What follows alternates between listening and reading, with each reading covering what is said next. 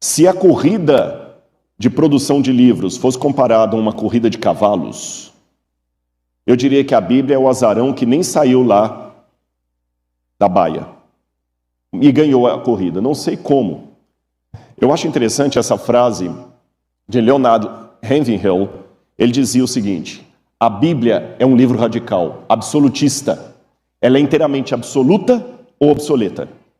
Então já é uma coisa que causa um tiro no pé acadêmico, você ser absolutista. Você não abrir margem para estar errado. A Bíblia não abre margem para estar errado. Ela disse a palavra de Deus. Agora, curioso, eu vou pular um pouquinho aqui que o tempo está avançado. A escrita da Bíblia, para aqueles que são formados em letras, não é a melhor escrita que tinha. Santo Agostinho dizia que ele, comparando o texto bíblico com o texto de Cícero ou de Homero, a Bíblia, em termos de qualidade literária, ficava abaixo. Eu podia até ir mais longe ainda. A Bíblia tem vários problemas editoriais. Pequenas contradições. Um texto fala que Jesus entrava em Jericó quando ele curou o cego, o outro fala que ele saía de Jericó e que eram 2 cegos. Era um cego ou 2 cegos? Ele estava entrando ou saindo da cidade? A Bíblia tem expressões que são politicamente incorretas. Se teu inimigo te obriga a andar 1 milha, anda 2. Se um homem olhar para a mulher com intenção impura, já adulterou com ela.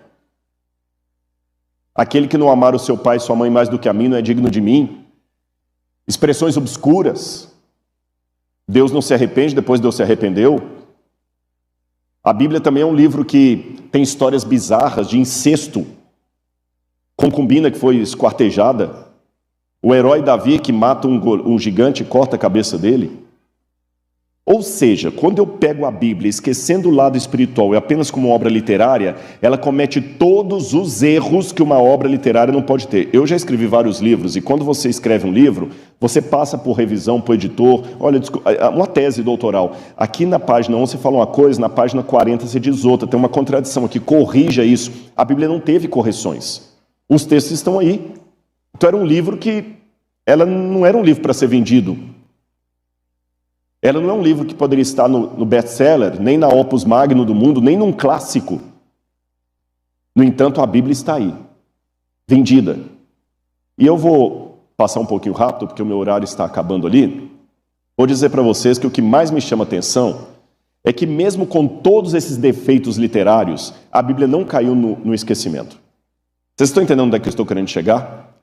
A Bíblia hoje tem esse sucesso de mais de 7 bilhões de exemplares vendidos, mas olhando como escritor de livros, ela não tem essa qualidade literária que um livro deveria ter. Por exemplo, um livro, para ter qualidade literária, ele tem que ter uma linha de raciocínio do início ao fim. Embora você não tenha contradição entre os profetas da Bíblia, ela não tem uma linha editorial. Ela não tem uma linha editorial. Você está contando a criação do mundo, daqui a pouquinho conta de novo a criação do mundo, parecendo até que são 2 documentos. As histórias se repetem. Tem uma genealogia chata de ler. Mistura muitos assuntos. Então, uma hora falando de poesia, daqui a pouquinho fala de família, daqui a pouquinho fala de alimentação. Aliás, tem até uma história interessante envolvendo Voltaire. Alguns pensam que essa história seria uma lenda urbana, mas eu estou aqui com a referência onde nós tiramos isso aí. Que em 1776, Voltaire estava nesse hotel em Lausanne, na Suíça, quando ele fez uma declaração. Esse era um hotel em homenagem a Edward Gibbon, que era um ateu. E Voltaire falou que em 100 anos a Bíblia estaria relegada às prateleiras do esquecimento. Voltaire, o pai do deísmo moderno. E, ironia das ironias, pouco tempo depois da morte de Voltaire, a sala onde ele fez aquela declaração foi transformada num depósito da Sociedade Bíblica da Suíça. E hoje, os livros de Voltaire não são tão conhecidos, mas a Bíblia está aí conhecida. Ou seja, a Bíblia era um livro que tinha tudo para ser destruído ou completamente modificado. Muita gente pergunta assim: quem me garante que a Bíblia não foi mudada pela igreja ao longo dos anos? Sabe qual a resposta leiga que eu posso dar? Os próprios problemas literários que ela tem. Raciocine comigo. Se a Igreja Católica tivesse modificado a Bíblia na Idade Média, como muitos acusam, como é que estariam os 10 mandamentos em Êxodo capítulo 20? estaria falando do sábado? A oração da Ave Maria estaria completa na Bíblia. Se a Igreja Católica tivesse mudado radicalmente a Bíblia na Idade Média, nós não teríamos um mandamento dizendo: não farás para ti imagem de escultura. Se a Igreja Católica ou Protestante tivesse mudado radicalmente a Bíblia para ela fazer jus aos novos tempos, aquelas contradições pequenas não estariam ali na Bíblia. Um evangelista falando que um dos ladrões, Lucas, pediu a Jesus: lembre-te de mim quando vieres no teu reino, e Mateus fala que os dois lançavam impropérios sobre Jesus. A parte da concubina esquartejada teria sido tirada. Davi cometendo adultério e matando o marido da mulher também teria sido tirada. Aliás, a Bíblia foi o livro mais perseguido. Diocleciano perseguiu a Bíblia. Na Idade Média, muitas autoridades eclesiásticas não deixavam que a Bíblia fosse apresentada para o povo. Na Idade Moderna também, em 1713, por exemplo, 10.000 Bíblias foram queimadas por ordem de Fernando III. O Papa Clemente II condenou a leitura da Bíblia e o Papa Gregório considerou as sociedades bíblicas um crime. Agora, curioso, em 5 minutos eu termino, só para o pessoal do som saber que eu estourei o meu tempo agora. O curioso de tudo isso é que, apesar de todas essas destruições em massa que a Bíblia teve, e com um detalhe, guarda isso aí na sua informação, para você falar para o seu professor na sala de aula quando ele debochar da Bíblia. Nenhum livro da humanidade foi tão destruído e proibido e perseguido e debochado como a Bíblia. Nenhum. Escolha qualquer clássico que você quiser. Vamos pegar aí os Lusíadas de Camões, ou a Eneida de Virgílio, ou a Odisseia de Homero. Qual foi a vez na história que Homero foi proibido e quem lesse Homero seria morto? É lógico que na Idade Média teve o Index Prohibitorum dos livros que você não podia ler, mas ninguém estava virando mártir porque queria preservar aqueles livros. É lógico que houve uma época em que o pessoal preferia Platão a Aristóteles, mas eu nunca conheço na história uma ordem de um rei, ou de um papa, ou de um senhor feudal, mandando em toda a casa, destruindo todas as obras de Aristóteles. Tem? Virgílio foi destruído em massa? Não. Agora a Bíblia foi. Foi o livro mais destruído. Quando eu falo que 10.000 exemplares da Bíblia foram queimados, antes da invenção da imprensa, antes de Gutenberg, para você produzir um livro era tudo manual escrito à mão. Então, para você escrever uma Bíblia inteira, era um trabalho de 4 a 5 anos de cópia. Caríssimo. Ter um exemplar da Bíblia inteiro era o equivalente a ter um Porsche. Porque só para produzir uma Bíblia, você tinha que matar pelo menos umas 5.000 cabras. Por que tinha que matar 5.000 cabras? Para tirar o couro dela, fazer o pergaminho, fazer a folha e copiar tudo à mão ali. Era muito caro a produção de um livro. Então você consegue imaginar comigo que não haviam tantas cópias de livros assim, espalhadas por todo lado. Agora, nessa pobreza de cópias de livros, imagina um livro chamado Bíblia Sagrada, em que um imperador romano, como foi o caso de Diocleciano, manda queimar milhares de Bíblias em praça pública de uma vez só. Do ponto de vista lógico, racional, acadêmico, era para esse livro não ter sobrevivido, senão migalhas. Agora, quando eu pego uma lista, olha que interessante, só de manuscritos, antes da invenção da imprensa, eu descubro que hoje as guerras gaulesas de Júlio César só contam com 10 cópias. E a cópia mais antiga que eu tenho das guerras gaulesas está 1000 anos depois do original. Quando eu pego a tetralogia de Platão, eu só tenho 7 cópias manuscritas, com também o hiato de 1.200 anos da versão original. Da versão não, do original. Eu só tenho 8 cópias da história de Tucídides.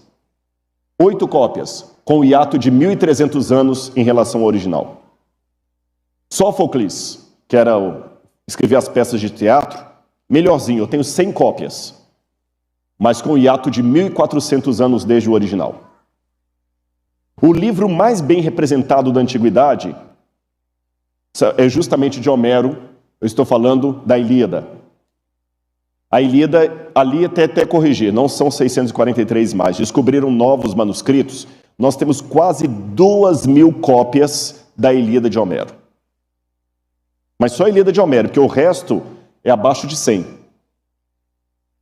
Agora, a Bíblia, com todas essas destruições em massa que eu falei, nós temos só do Novo Testamento mais de 5.800 cópias.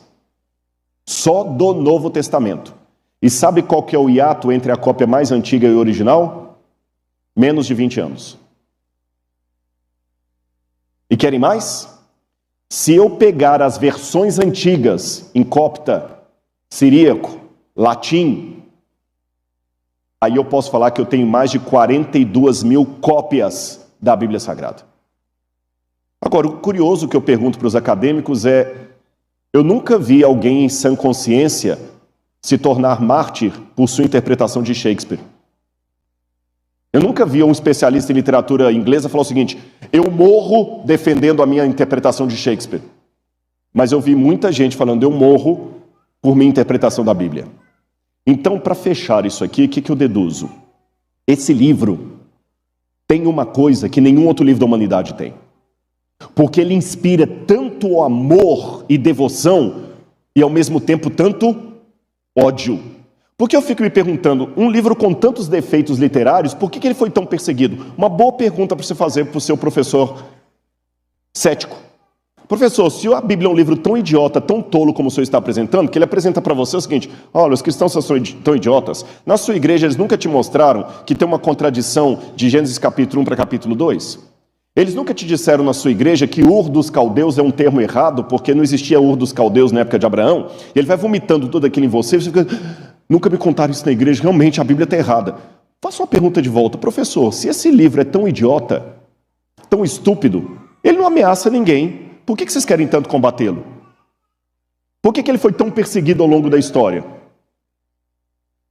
Por que ele foi tão perseguido? Alguma coisa tinha nele que ameaçava as pessoas.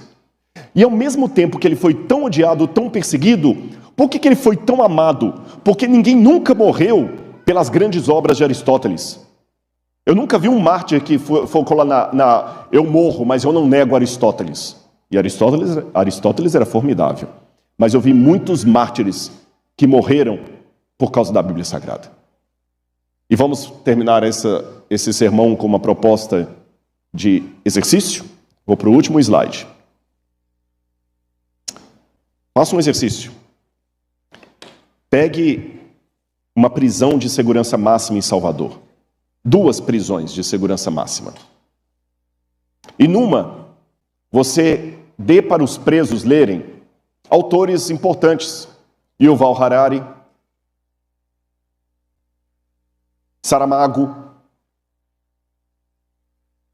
Dias Gomes. Deixe os presos lerem esses livros maravilhosos aí. O Universo numa Casca de Nós, de Stephen Hawking. Deus, um Delírio, de Dawkins. Mande esses livros lá para os presos lerem. E na outra prisão de segurança máxima, dê Bíblias. Depois de 2 anos, você volta na prisão e eu desafio: quantos ex-criminosos você encontrará na prisão número 1 porque leram todo esse material acadêmico, bom e de profundo? Quantos ex-traficantes de drogas, quantos ex-estupradores, quantos ex-delinquentes, quantos ex-estelionatários você terá porque leram Deus, um Delírio, de Richard Dawkins? Agora vá na prisão número 2. Eu não ficarei nem um pouco surpreso se não houver uma capela ali dentro cantando Deus é tão bom. Eu acho que isso por si só fala para você o que está por detrás desse livro.